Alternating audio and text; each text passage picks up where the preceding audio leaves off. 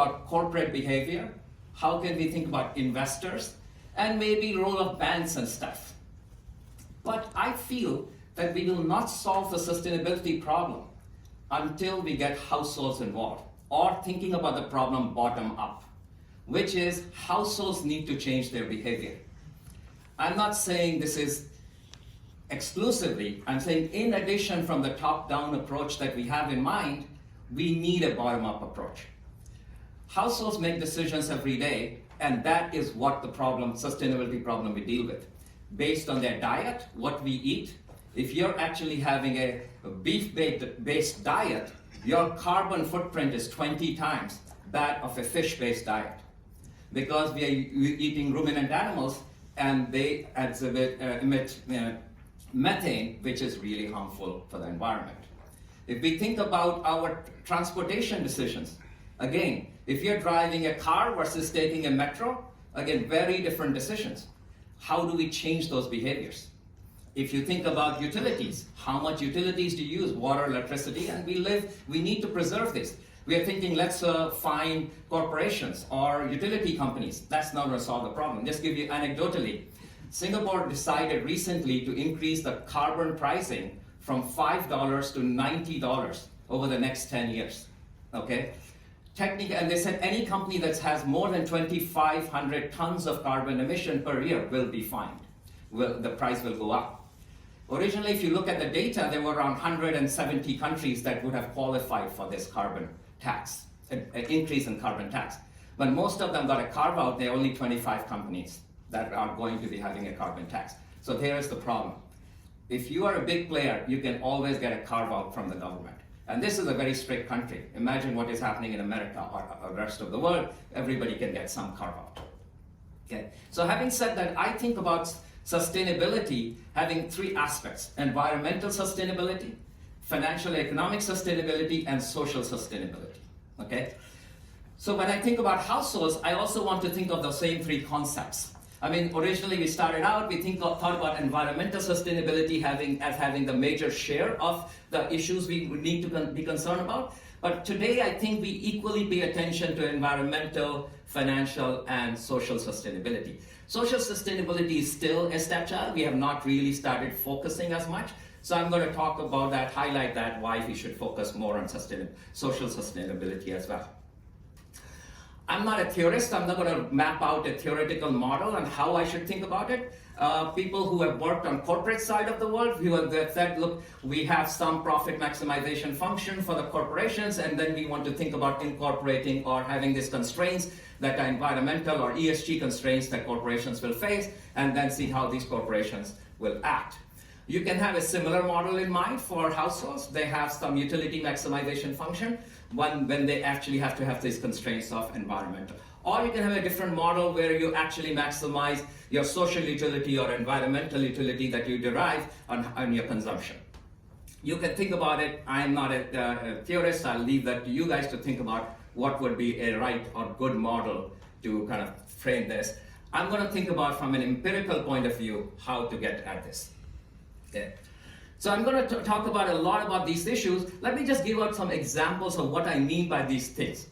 I'll spend a lot of time in my talk describing projects that I've done or working on all of these: environmental, social, and financial sustainability.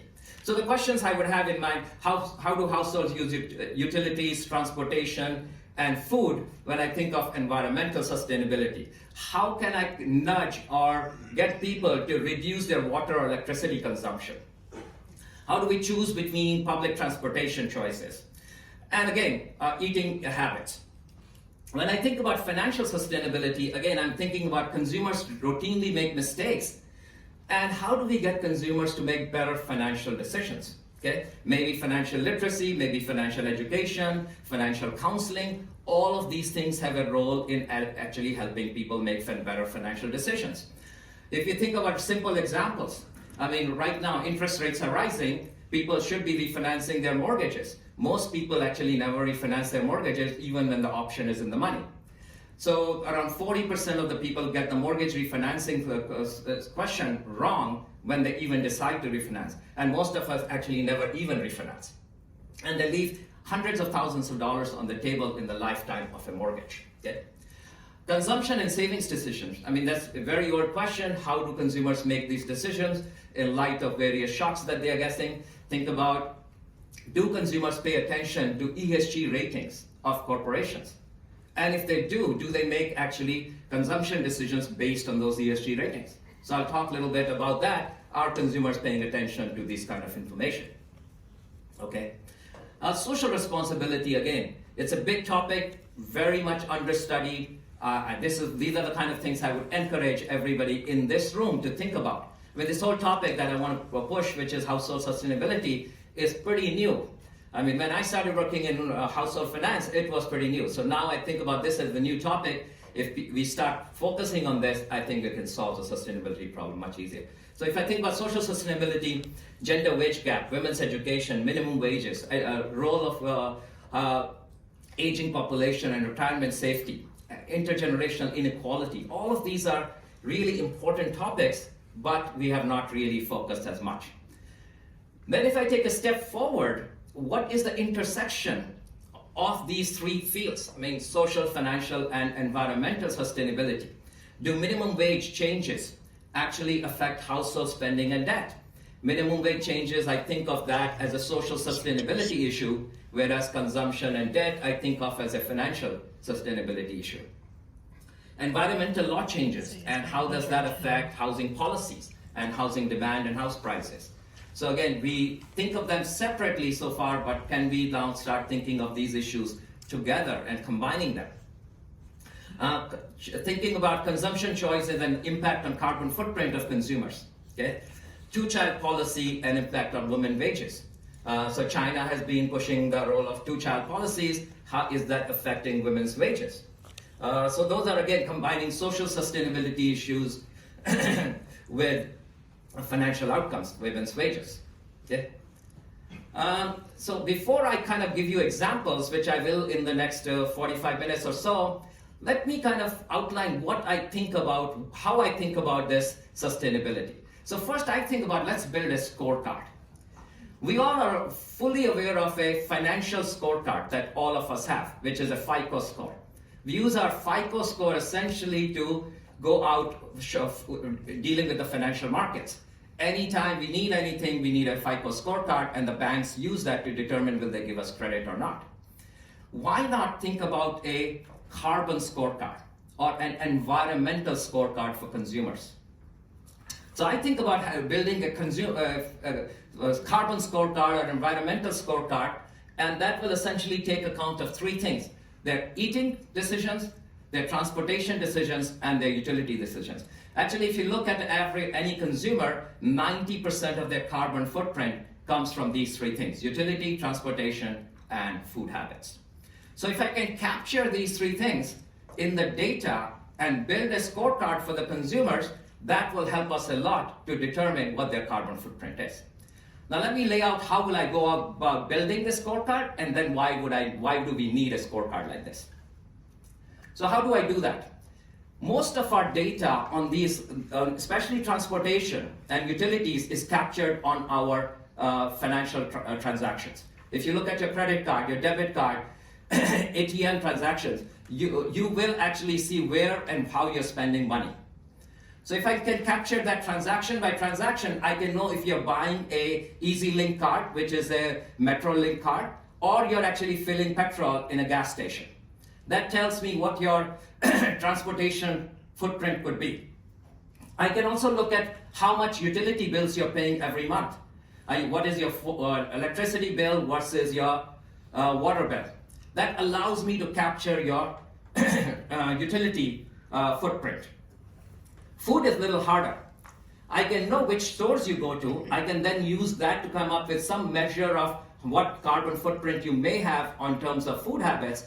I could do better if I could actually start using your apps data and dig into your apps and know what was your order at the store. When you were actually dining in or ordering food out, I can know if you're ordering beef versus ordering lentils. That helps me to determine what your food carbon footprint could be, or environmental footprint will be because of food habits. So I can use all of that to essentially map out. Imagine in this room, I could do that for everybody. I can then rank order everybody just like a FICO score on what is your environmental scorecard. Okay? Now, why is this important? If we do the top down, which is let's tax companies that actually produce beef, or let's tax utilities, we know they will get carve-outs and there will be cross-subsidization. Somebody who eats lentil versus somebody who eats beef, let's take at a country level, India versus Brazil, India ends up cross-subsidizing Brazil. Within a country, there are rich people who eat beef, poor people are eating cheaper proteins, they are also cross-subsidizing. This allows me to fix the cross-subsidization. Why should the poor be cross-subsidizing the rich, either at the country level or at the individual level? So if I have this kind of a scorecard, it will allow me to say that the taxes will be appropriately put in. Second, I can then go to the tax authority and say, look, this is the scorecard for individual X and their carbon footprint is very low, we should give them a tax credit. So we can get a tax credit from the government if your carbon scorecard is low, so we can stop this cross-subsidization that is happening either at the individual or at the country level. The second thing I would like to use this scorecard is to go to the banks. Banks have a mandate right now to give green credit. Where are they giving green credit? To corporations. When corporations say we have some ESG footprint by having some dummy variable which says I am doing some ESG, though later they might be doing greenwashing, and they undo their footprint. So here I can today, instead of allocating your credit, green credit to corporations, why don't you allocate it to individuals and we actually know their green score? And there will be no greenwashing here, or very minimal if anything, and we'll be appropriately allocating green credit to consumers. Imagine your mortgage rate will be 30 basis points lower. That would be great if you can have a mortgage lower, or your credit card interest rate or auto interest rates are actually lower because you actually have a greener footprint. And that is measured. I'm not saying building this scorecard will be easy. Look, when we started out building FICO scorecards 50 years ago, it was not easy. Banks didn't want to participate. Consumers were not actively giving in their data. There were lots of issues. There will be issues, and we will go try to fix them. So this is my big push, is try to come up with a scorecard for consumers. This will be, banks are already kind of doing it. China is pushing a version of this kind of scorecard. Singapore DBS is also kind of coming up with a scorecard similar to that with their data. At my institute, we are also developing a scorecard along with banks in Singapore and doing other things. Lot of experiments we are running in India and Singapore, in China, to collect this kind of information to come up with this scorecard. Now, if I make it even more provocative, I would also like to build a social scorecard for individuals. Look, right now we have too much noise in the world. We have people who are left-wing. You go to Twitter today, it's that people are making loud noises that people should be killed, this should happen, like people are going after Fauci today. There's no penalty for people who make a lot of noise, either on the right or on the left. Here I don't need any private data. All the data is publicly available of every individual. I can collect that and rank order them on a social scorecard. Why do I think about it? I think about it, if I can build a social scorecard, an environmental scorecard, I already have a financial scorecard. I have a complete set of scorecards for every individual on this planet, which is the ESF scorecard. Environmental, social, and financial, or you can think about economic scorecard of things. So instead of trying to build some ESG scorecards of corporations where we don't know how those are built, we have a lot of difficulties. At my institute, we spend a lot of time figuring out, first, what is wrong with all these scorecards that are being built around the world on ESG, and how should we build the right scorecard? I say, let's start with the consumers. That would be a better place to think about building a scorecard for and trying to tackle this problem. Okay? This was an idea that I'm proposing. Let me now think about projects that I'm doing towards this problem. Okay, so I'm going to go through a bunch of papers. I may spend 2 or 3 slides per paper on them. All of this is collaborative work, so I would like to upfront thank my collaborators, co-authors who have worked on these papers with me. I'm not going to name them here, just said too many. But I'll show you what we are doing towards thinking about this problem or how we want to solve this problem. Okay, I'll skip some of these slides, just kind of this is giving you the big picture of what is happening in terms of the environment. If I think about how should I go about solving the environmental problem of individuals? As economists, we typically think, look, pricing is the first thing. If I change the price, I will actually get people to behave or use less of those utilities or drive less cars, smoke less if I just increase the price of cigarettes. But typically, if you look at the research, that only goes so far. Maybe 60-70% of the problem you can solve by pricing. Then you have to think about nudging and other interactions.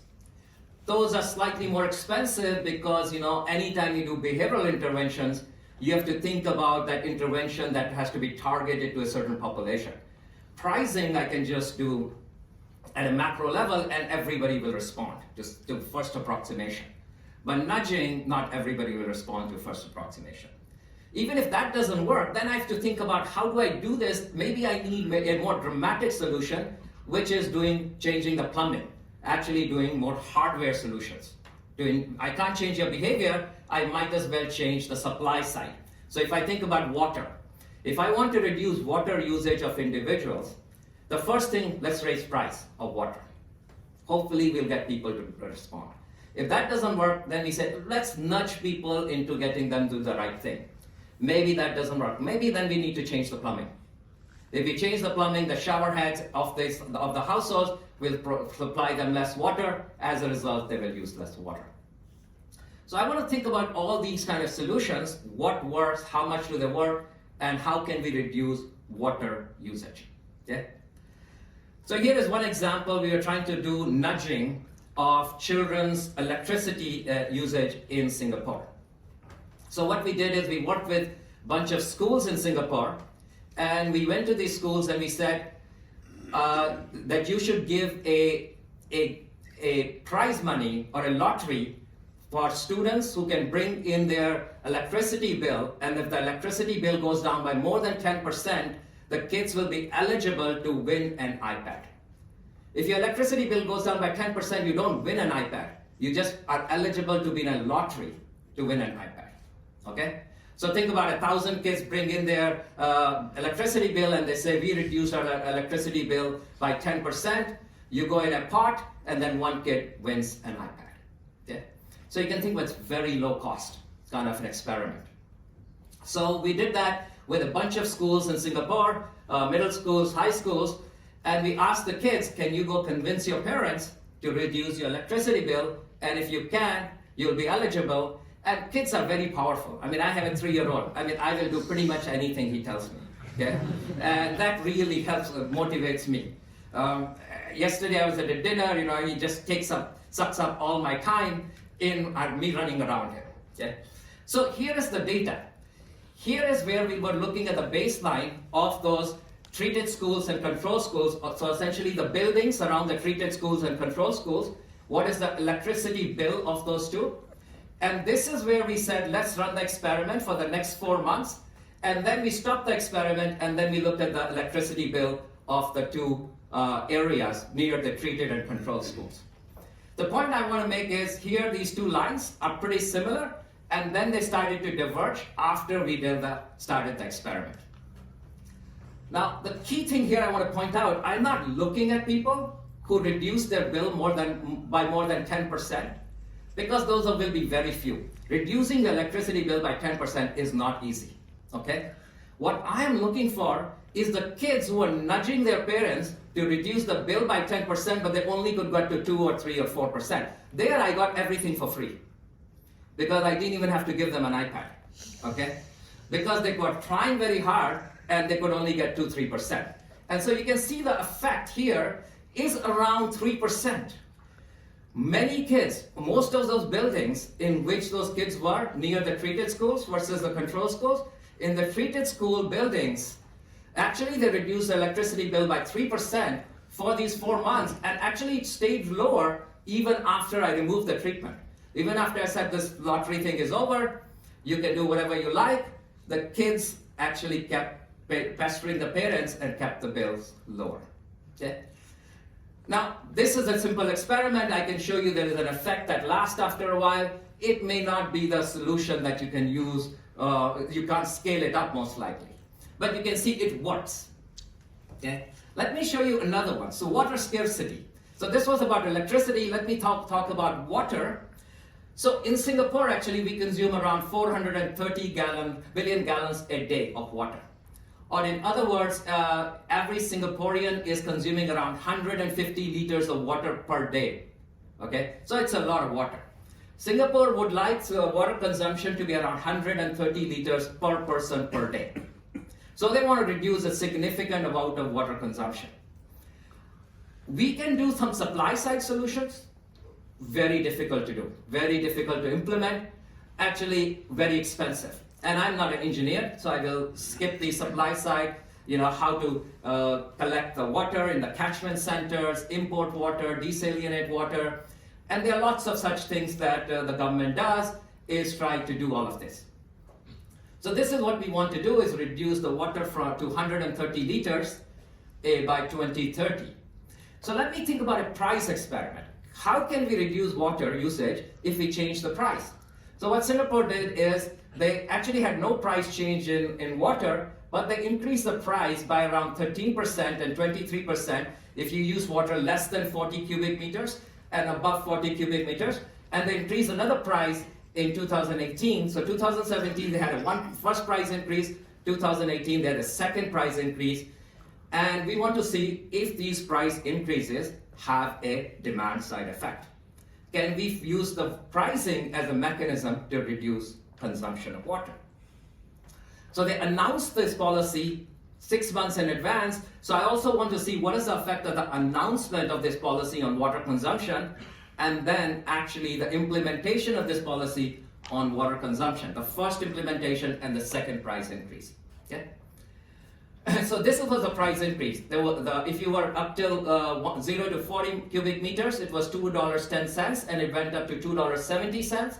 It was $2.60 and it went to $3.60 if you were using more than 40 cubic meters. Okay? So I want to see if these policies actually of price increase help reduce water. Here is the raw data. So here the data I'm using is, I have the data of every household in Singapore. I have their monthly bill for 10 years. So I have around 2 million households. So every apartment, I have their water bill for 10 years. And I'm just going to follow the data and see, does this policy actually have any effect on water consumption? Okay. So I'm going to look at the people who are most constrained, the people who live in these really small apartments. They're financially constrained in water usage. And people who live in private condos, more like people like me, who really don't care about their water bill, and do I respond or not? I'm going to use me as a control group and say, okay, these guys just live in too rich of a place, they will not pay attention. So this is how I'm going to create a control and treated group, and then start looking at water usage. This was what was happening to pre-treatment, pre-increase in the water price or announcement, and this is what happened after the announcement. So there was a reduction of around 5.8% in water usage after the announcement by the government that they will increase water pricing. Just the announcement itself got people to reduce water. The implementation also got them to reduce water by 2% and 2.8%, but the announcement effect is still there. So there's an announcement effect. Even though the price has not gone up, people still can start reducing water. You can think of some rational inattention model that as soon as the government announced, I don't really pay attention when they will actually change the price, but I know now it's salient in my mind that government made a big announcement that they will increase the price. I might as well change my behavior now, because I don't know when next I will be able to think about it and pay attention. So there are lots of more papers thinking about rational inattention. So that could be one explanation. Other things could be the salience of this policy change. There was no price change for 10 years. This was the first time there was a price change. It was well covered in the media. And then the question was, how did people respond?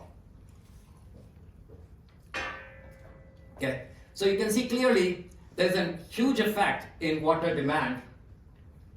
So this was a very simple experiment that was nationwide. We can see the effect. Next, if I think prices will not get me completely, can I do more than pricing? Can I do something where I can change plumbing? Okay? So here what we were trying to study is, does fixing the plumbing also matters?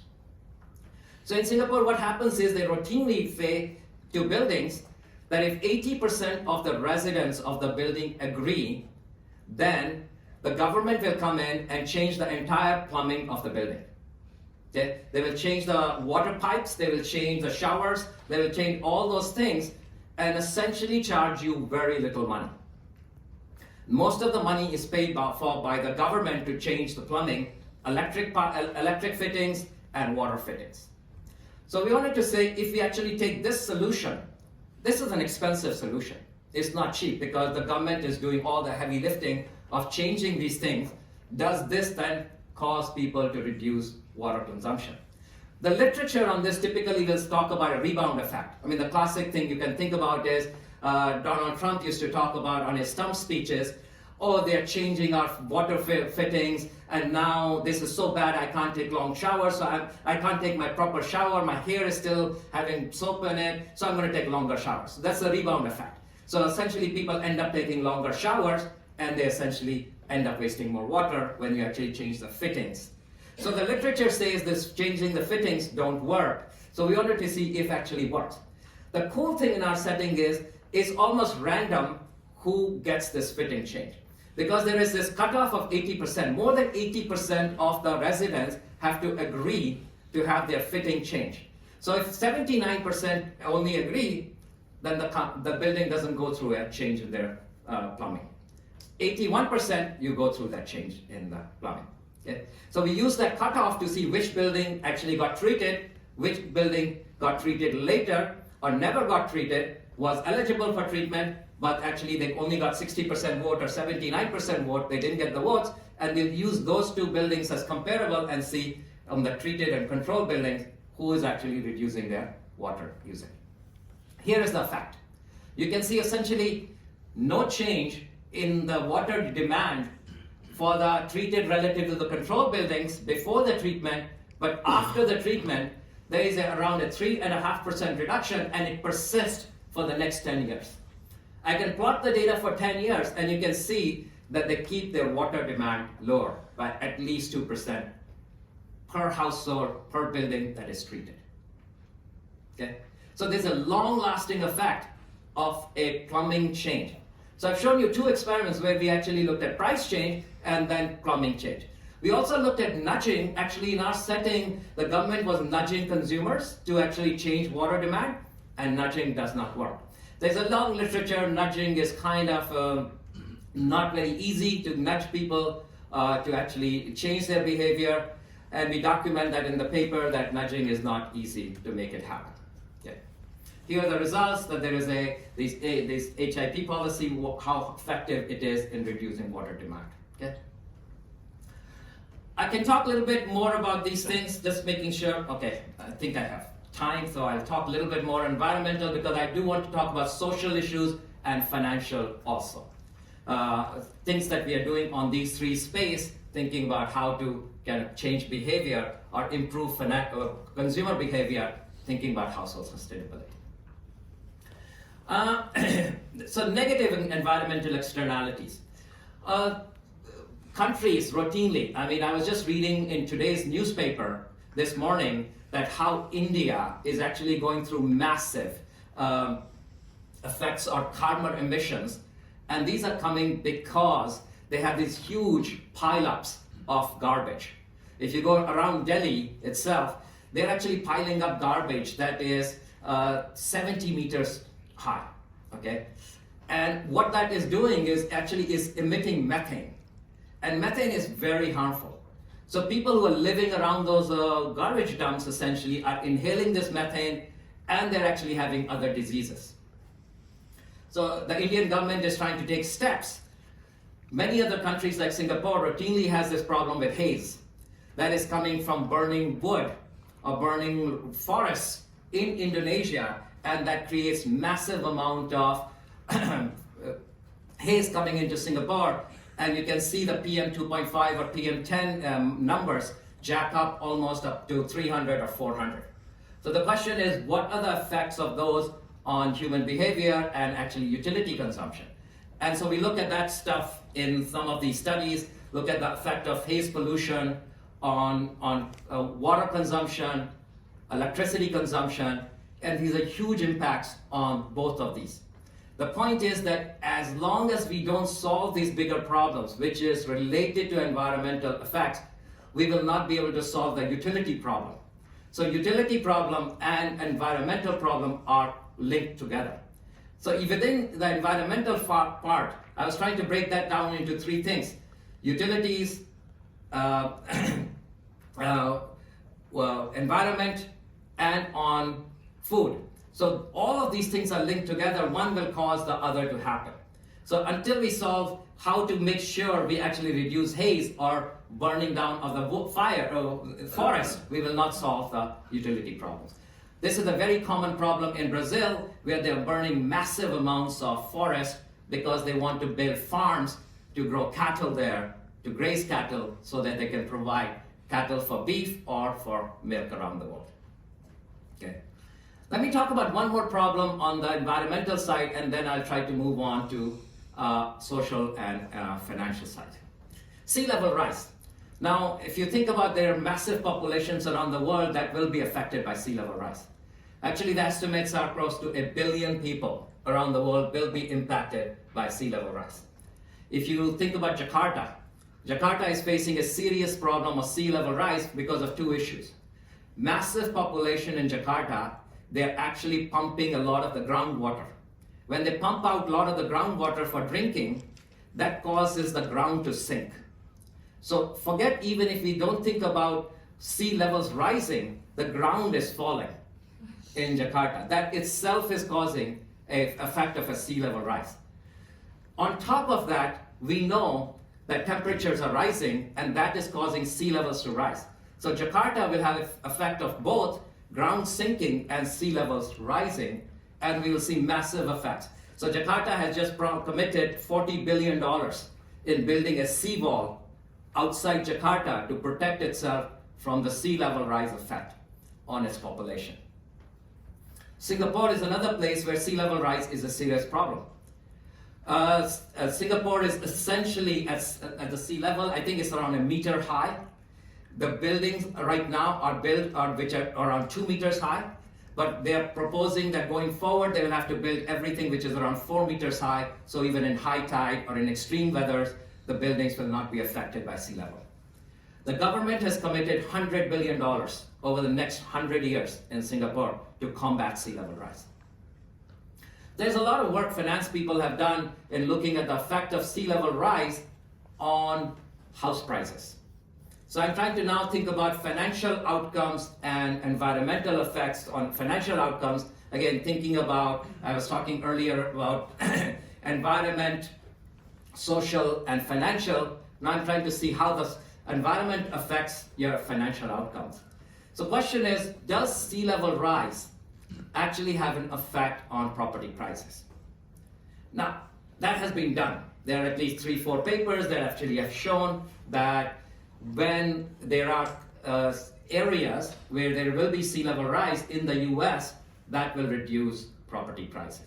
To me, that's not that exciting, even though I can criticize those studies by saying there's no identification strategy in those papers. They just take areas that they know will have sea level rise versus they don't know, and they just kind of run a simple regression. Here what we are going to do is, the Prime Minister in Singapore made a public speech in 2019, and he said, with maps on during his speech, that these areas in Singapore will experience a sea level rise. Let me see if I have a map. Yeah. These red dots.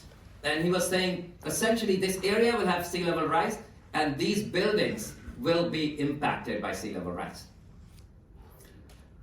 So I'm going to use this identification to show what is the effect of sea level rise on house prices. To me, that's also not interesting. As I said, fine. With or without identification, this kind of stuff has been done before. What the Prime Minister did in addition in his speech was he said, we're going to put in $100 billion over the next 100 years, and this is how we are going to protect Singapore. We are going to build pumps to pump out the water, and we are going to build seawalls around Singapore to protect. But that itself gave me another layer of identification, because then he said not every building essentially will be protected by building these seawalls. Some buildings in the south of Singapore, the walls will be here, but not necessarily here. So we are going to use that to show when countries announce adaptation strategies to environmental change, which is long-term environmental change, do these adaptation strategies have any financial outcome? What is missing right now in this entire debate on climate change is governments are not committing on how they will commit money for adaptation on climate change. And here we're going to show you how adaptation strategies will then have a differential effect on sea level, on financial outcomes, or properties. So we have data transaction by transaction on every house in these areas that are treated, which means they will experience sea level rise, but also they are impacted because there is an adaptation strategy by the government, so their sea level rise will be mitigated for those buildings. Okay? Here is a simple DID graph that shows what will happen to the house prices of buildings that are essentially treated. So house prices will actually drop by around 6% on those buildings, on average, apartments that are treated in this setting. Again, here is the graph that shows if they announce the mitigation or adaptation strategies at the same time, what would happen to house price drops for those buildings relative to buildings that are not treated. So you can see essentially the drop is only 2%, and most of it is not even statistically significant. So we can reduce the financial outcomes of negative financial outcomes if we announce adaptation strategies on how to deal with climate change problems. So households then realize there is adaptation strategies that are going to happen. I don't need to worry about it, the government is going to take care of it. So property prices in those settings do not go down. So you can see the governments around the world are not actually actively thinking of adaptation. They're saying committing this kind of money is a long term. I just know a few examples. Netherlands has committed big time on adaptation strategies. Singapore is doing, Indonesia is doing, but many of the cities are not thinking about this. And this is having a more negative outcomes on financial assets of individuals that live there. Okay. I'll skip a bunch of these other studies we have looked at. I'll leave the slides, people can look at it, and we are doing a lot of work on food right now. We are running an RCT in Singapore where we're actually giving out consumers for this food app company that delivers food to homes.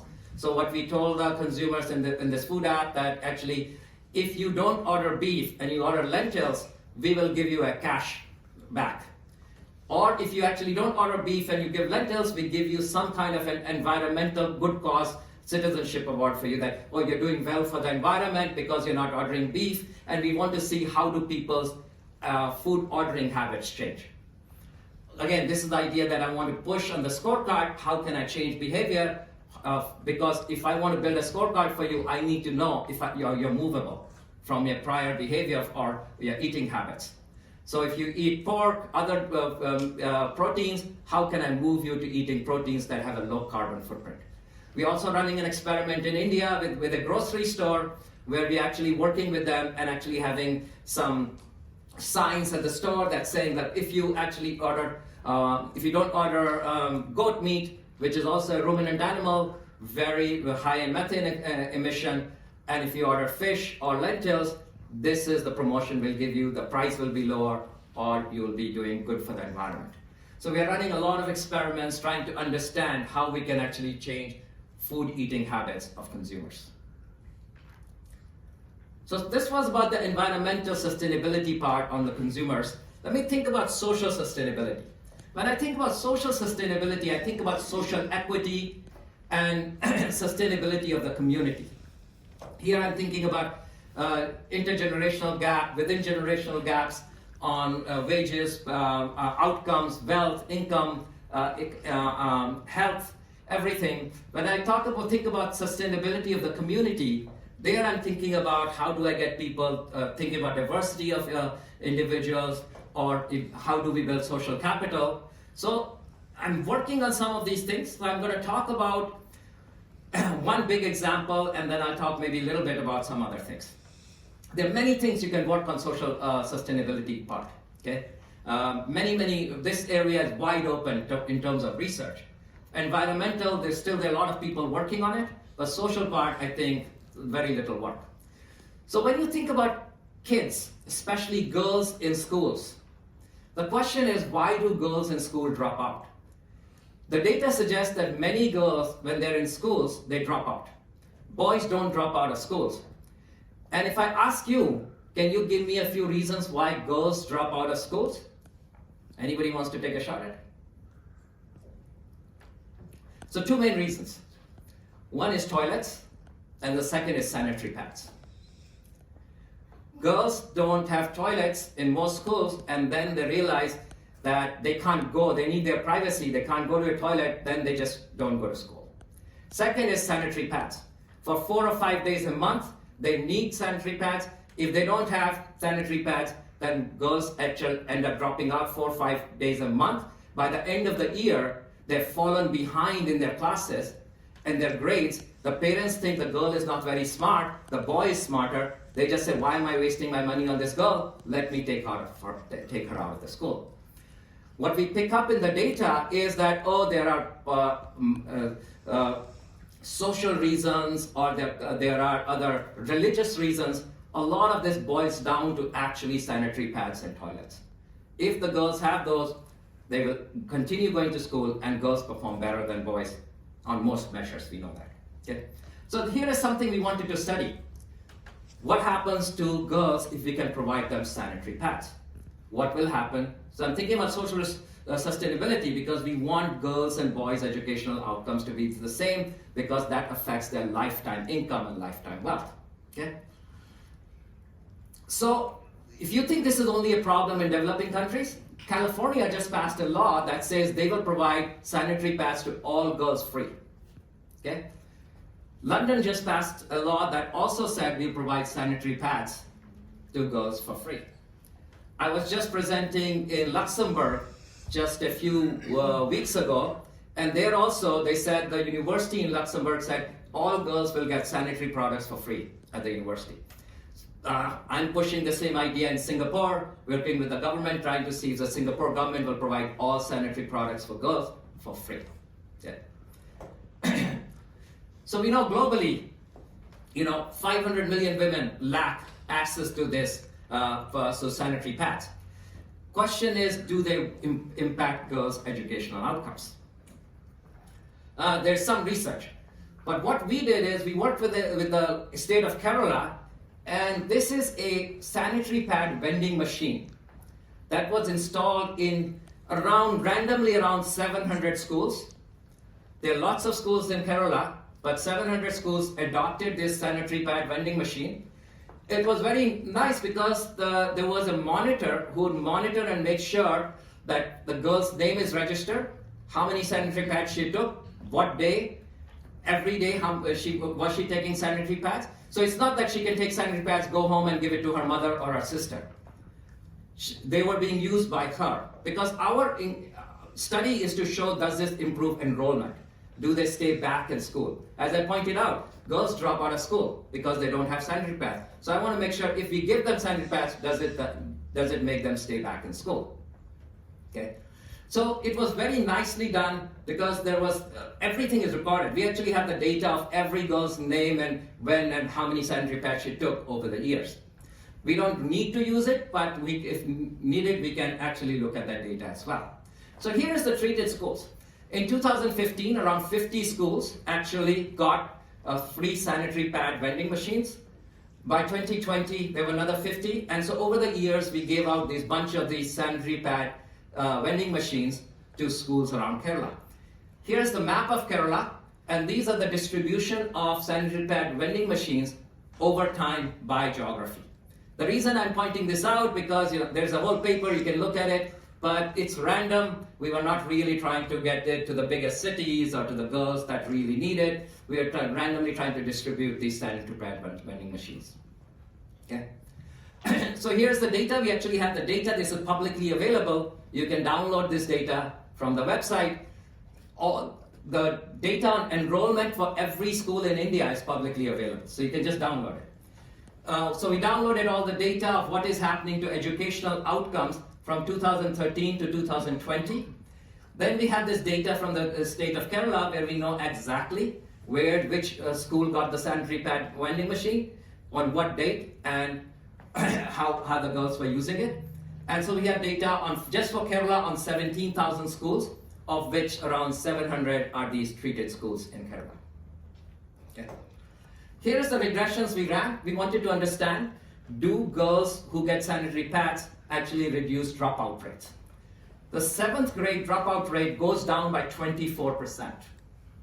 Okay? There's no effect in grade 5, no effect in grade 6.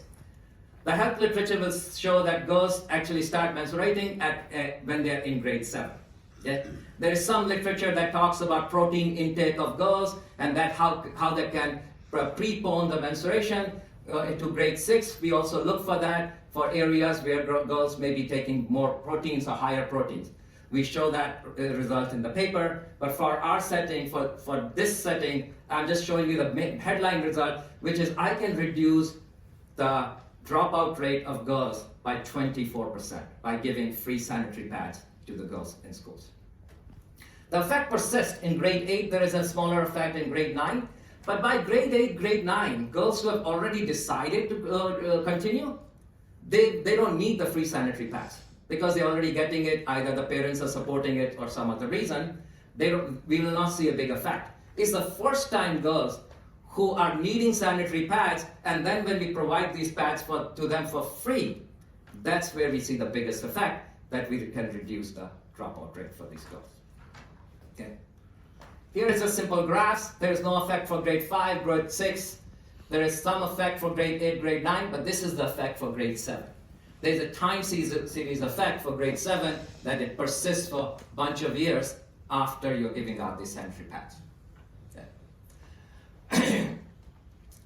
Then we also looked at what is happening to the outcomes in terms of grades.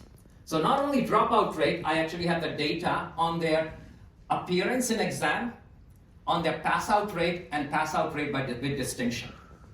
So I start looking at what is happening to grade 7 girls for their appearance in exam, pass out from the exam, and distinction. All go up.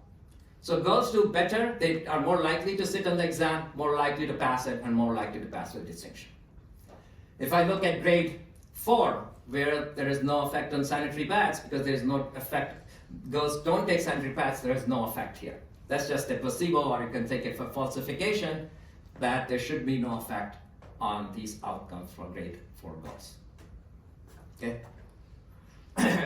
So you can see a simple thing by providing, in this area I'm doing a lot of work understanding educational outcomes for girls because of noise pollution, because of bringing in more financial services. We are looking at how banking itself can actually affect educational outcomes for girls and boys in villages.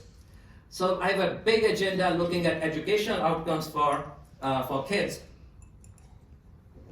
as a result of environmental or even financial changes in the areas where these schools are located, and seeing what is the social impact of that or the social sustainability effect of that. So I think this is another area. A lot of this data is publicly available. We just wrote a paper understanding the effect of noise, how noise affects grades of kids in schools. All the data we used was public. We just took the noise data and we tried to see what happened, environmental effect on social outcomes. And you can see grades actually drop in areas where there's more noise pollution in these cities or villages. And noise is a ubiquitous issue these days in the world. We are living in cities where construction is constant. I mean, if you're living in Singapore, they're constructing almost every day. If you're living in big cities, that's the case. The question is, how does it affect girls' educational outcomes? The other thing we wanted to see is, do consumers pay attention to firms' financial behavior. So, I mean, there is big literature that talks about farm to table and the role of QR codes. I mean, every day we are paying attention more and more to QR codes. So we wanted to see, do these things matter? Okay. Here I'm going to show you that in China, what we looked at is firms are getting penalized for quality-related issues, for operational issues, false advertising, and so many things. And we want to see, do consumers pay attention to this behavior and in their consumption decision? Or do consumers pay attention to the ESG ratings of companies, and do they change their consumption decisions? So I have a long area of research where I'm looking at in China, how do these things affect consumption and consumer behavior? And you can see, once a firm is punished by the Chinese regulator and they publicize it or make it public, immediately consumption drops. If you think about, on average, they were consuming around $200, 200 RMBs before, they are now consuming around 100 RMBs for that same company after that punishment is announced. In another research I show, when ESG ratings of companies change, they actually change their consumption behavior for that company. So they do pay attention to corporate ESG ratings as well for corporations. Let me then talk about something else, which is a two-child policy in China. So in China, a few years ago, they announced this two-child policy, which was because their population is shrinking, they are worried that they're not making enough babies. So they said, now you can go ahead and have more than one child. The question is, does the two-child policy affect women's labor market outcomes? It's a good policy, but are there negative externalities of this policy in terms of their wages? So we actually have data for Beijing for wages for pretty much everybody who works for the government or non-government sector through their contribution to their retirement savings.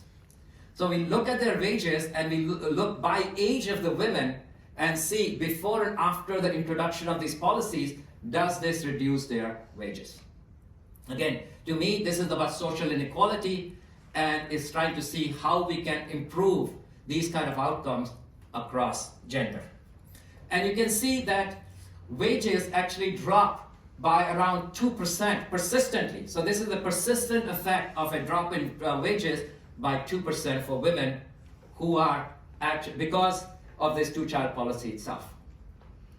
The biggest effect, because the two-child policy most likely will be affecting slightly older women, so this is where you will see the effect. We can do this many different ways. Who is being affected are the fresh graduates versus job seekers, job switchers. We should expect this for more job switchers, because the fresh graduates, they have not even had their first child, so they're really not in the two-child policy realm yet. So question is, how does this affect their wages? Do large firms versus small firms react more to it? Clearly, large firms are reacting more. I can cook up a story. Why so? I mean, corporate finance people are very good at making stories. I can make one up for this one too. But I will skip story making. I'll just show you facts.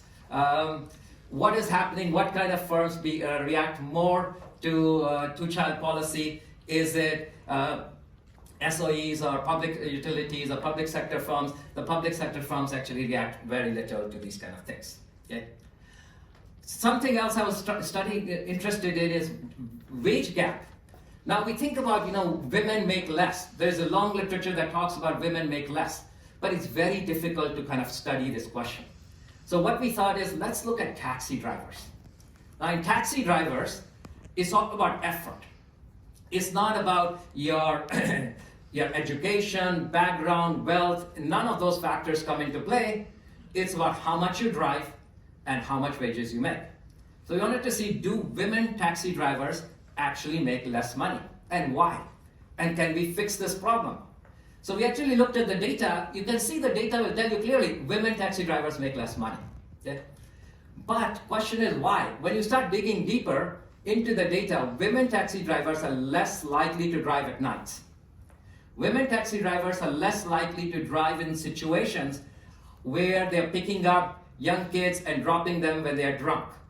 So they're risk averse, hence they end up making less money. Okay? Because select themselves out of certain markets of not doing it. But we also find in the data they're more strategic in picking up passengers. Where they become passengers and where they drop them off, what kind of rides they choose. So if I remove all these extreme situations where women will take more risk, actually women taxi drivers end up making slightly more money than men taxi drivers. So at least in our setting, it was not obvious or clear to me that women actually make less wages, but this is one setting. I mean, people can look beyond that. I'm going to skip this intergenerational stuff. Let me talk a little bit about financial sustainability. So this is something I've been working for many years, so I'm spent many years thinking about this issue. Banks actually will try to make sure they will take advantage of you. Here is a bank that advertises will give you 3,000 different types of credit card. Now, how is a consumer supposed to make the decision on choosing which credit card is right for them? Inevitably, you're going to make a mistake, and banks will try to take advantage of you. Okay. Then the question is, should we think about financial planning, financial literacy, financial education, and how will that help consumers? So let me give you some examples. Here is a simple example we ran. This is in the US. We ran an experiment where we gave consumers two choices. We'll give you a 12% interest rate with $20 annual fee, 15% interest rate with no annual fee. And we wanted consumers to choose between these two credit cards. We have data for our 150,000 consumers here, and we wanted to see how do consumers choose. I mean, it's simple. If you're going to borrow, you should choose the 12% interest rate with $20 annual fee. If you have no intention to borrow, just do the 15% interest rate with no annual fee. Very simple choice. You should think everybody, I mean, neoclassical economics will say, if you make a mistake here, you're behavioral or you don't follow economics.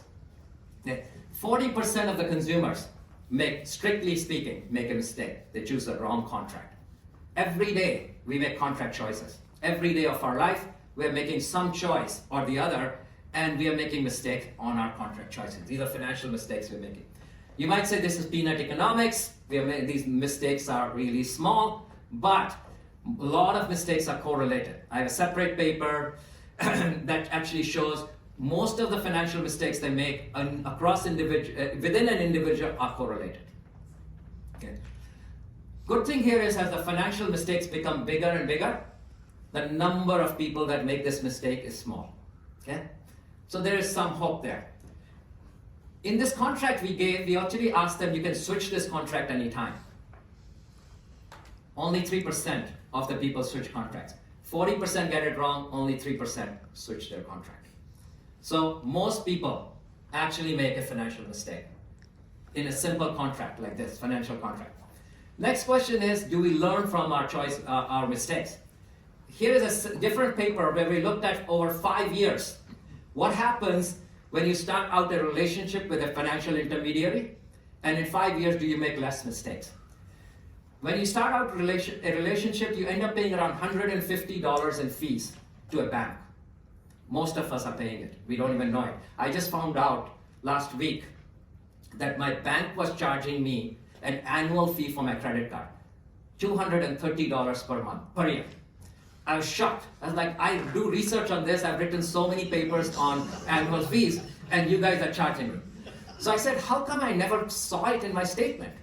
They said, oh, by the way, we deduct it from your points. I thought, wow, no wonder I could not see it. So they were so clever. They deducted it from my points, so I could never understand that I was paying a fee. I was furious. After a while, they said, okay, we'll waive the fee. I said, no, I want all my points back. And they gave me my points back, and I said, I never want you to charge me this money again. So fine, I was aggressive. They gave me my points back, and they gave me a contract. There will be no fee for you going forward. But most of us are not as aggressive as I am, or know about these issues as well. We are paying fees. Okay. So we end up starting a relationship, paying $150. We end up paying around $50 after 5 years. That's still a lot of money, but at least we learn. We learn in our dealings with the financial institutions to pay less fees. Who pays the fees? People who are young and people who are old. If you're in your middle age Actually, in our data, we looked across 10 different financial outcomes. If you're around age 53, you're making optimal financial decisions. I'm 52 right now. I feel very good about it. Okay? So I am actually doing almost the right things. I looked at the data on many, many dimensions. Optimal age is 53. The argument I have for this phenomena or this fact is that our IQ is going down from age 20. So everybody in this room, trust me, you're getting dumber every day. Our IQ starts dropping from age 20 to age 90. It's a very linear curve. Okay? The other thing is our EQ, which is our experiential capital, goes up with life. We gain more and more experience. We learn about things. Okay? So IQ is going down, EQ is going up. So there is some kind of an inverted U-shaped curve, and that's what I think is happening. We make better decisions with age so there's an optimal age of say 53 where we make the best decisions. Okay. Let me give you one example of how we make mistakes. So think about a bank gives you a credit card, and I have $10,000 debt on my credit card A. Bank B comes around and says, transfer over your $10,000 to me, and I will charge you 0% interest for the next 1 year. My optimal strategy is to take my $10,000, transfer it to credit card B. I will pay 0%. But now I still have to consume. I go and spend $1,000 today and pay it off next month, the $1,000. All of you will say, oh, okay, makes sense. My $10,000 debt is there. I've spent $1,000, I paid it off $1,000, I don't incur any additional debt. The fact is, banks will tell you we apply your payment to balance with the lowest APR. Which is your lowest APR? The $10,000. So if you use credit card B to spend money and pay off the $1,000, that $1,000 will be applied to the $10,000 that you have debt with them. And the new $1,000 that you spend will be charged an 18% interest rate. I hope you get it. So anytime you're using optimal strategies, use your credit card A, because you just offloaded $10,000 from your credit card A to credit card B. Continue using it because you have no debt on it. You can pay back after every month. You will not incur any price. Most of us don't know it. Most of us make this mistake. Here is a graph. What I did is I took this data, I matched it with the people in the US who went to the army with their AFQT score, which is their IQ score, and I can show you that the smarter people who have higher AFQT score or IQ scores actually never make this mistake. They always use credit card A for their new transactions. People who have low IQ scores, they actually use credit card B, and they learn either in 1 year, 1 month, 2 months, 3 months, or they never learn how this game works. And they continue to pay or incur interest payments on their credit card B transactions. So a lot of this is related to IQ. I'm doing some more experiments in the US. We're actually merging with your IQ scores and showing how IQ affects. We ran a very simple experiment in the US. What we did is we said, let's remove interest rates altogether from the banks. Here we said, we will just ask the consumer, if you feel good when you borrow from a bank, can you tip them? Can you tip them? You don't have to tip the bank, but it's up to you if you want to tip the bank. $5, $2, $1. It's voluntary. And you find the higher IQ people don't tip the bank any money. The lower IQ people, who are also poorer, they tip banks on average of around 60% annual APR. That's how much they're tipping the bank. Okay? They're taking out a loan of $40 and they're tipping the bank around $4 for a loan which is only for 20 days or 1 month. Okay? No idea why they're tipping the bank, which clearly says you don't have to, it's up to you if you want to tip them or not. Okay? So you can see lots of things we can do in this space in terms of looking at sustainability. So next thing we wanted to study is, do households respond to peer effects? When peer effects are common, we know that. Why do we smoke? Why do we drink? Why do we have teenagers have babies? All these can be linked to peer effects in schools. Okay? And peer effects are very powerful. They are more powerful than anything else. You can tell your child to do anything, they will not listen to you. As soon as their friends tells them to do something, they immediately do it. Okay? So peer effects are powerful. We wanted to see, do peer effects matter in terms of your consumption decision? Okay. Now, this is very hard to tease out peer effects. The classical problem in any study that tries to study peer effects is the reflection problem. I don't know if I'm really picking up the effect of the peers, or is it some common omitted variable that is at play? For example, if Ron and I live in the same building, Ron could see me consuming, actually carrying a expensive bag or groceries or buying an expensive car, and he says, okay, I need to behave like Sumit and actually buy those same things. Or alternatively, Ron and I also work in the same university. We both got the same bonus because we published the same paper together. And so Ron's behavior change in buying that expensive bag or dinners is not because he was seeing me, it is because he also got the same bonus that I got. So it's hard to disentangle these two effects. Is Ron doing it because he sees me doing it, or is it because I'm omitting a variable? And it's very common if you look around the world. People don't randomly select to live in buildings. People actually live in places where people like them also live there.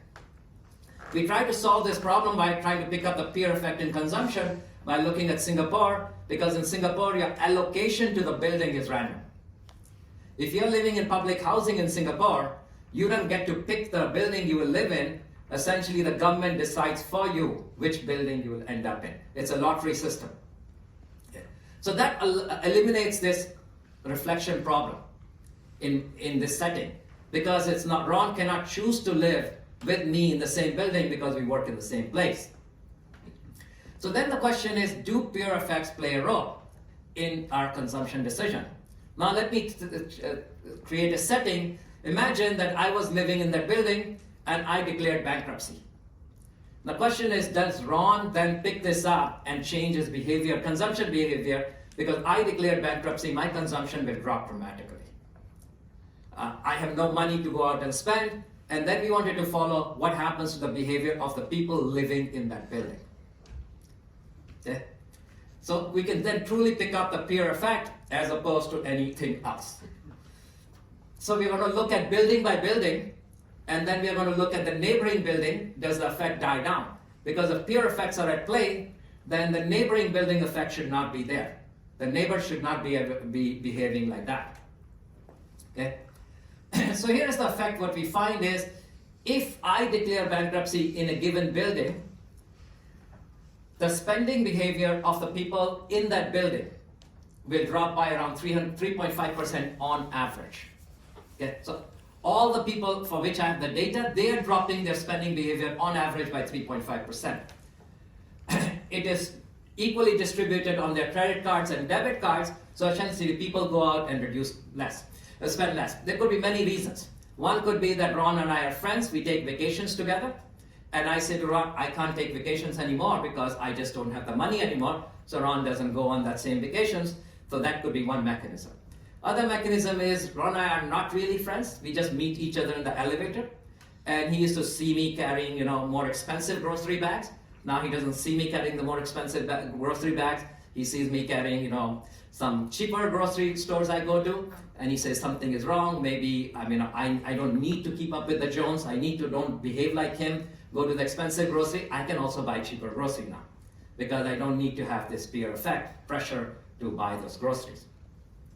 Or there could be other ways you can think about. So we try to see what is causing these spending behavior changes. When we go to the next building or the following building, all these peer effects essentially die away very quickly. There are no effects on any other building. We do a lot of this by age, so we try to match gender and age, and these peer effects are huge when we actually match both gender and age. Essentially, women who are in their 50s, if a woman in their 50s declares bankruptcy, women in the 50s in that building, their peer effects is 7 to 8% reduction in consumption. So you can see, and that makes sense. When a man who is 25 is not really hanging out with the woman in their 50s, they are not peers, so we are trying to match the peers more carefully and see how those peer effects play a role in their decisions.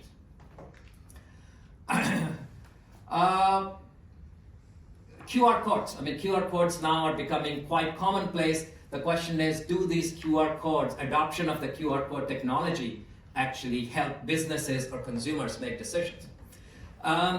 There could be many reasons. QR code are actually a pretty cool technology which allows more businesses to be able to actually sell things cheaper. Imagine if you are a stall selling food. If you didn't have a QR code technology, you may need 2 people at your store. Somebody who's actually serving food, somebody who's manning the register and taking money. With QR code technology, you don't need that second person anymore. Actually, you can do things much faster and cheaper. The question is, does QR code help consumers? Does it help businesses? And does it help banks? Banks are pushing the QR code technology because they don't want cash around. Cash is very expensive to deal with. They have to install ATM machines. They have to deal with printing cash and buying cash and destroying cash. So if they have QR code technology, it makes things cheaper, and they can track all the transactions electronically. Merchants actually like QR code because it can help reduce cost, but they are ambivalent because sometimes they may want to be actually evading taxes. So they don't really like that QR code because QR code makes everything public information or disclosable information. They can't hide it. Consumers actually may like QR code, but they also like cash. I mean, a lot of consumers may want to hide their transactions from their wife or their husband.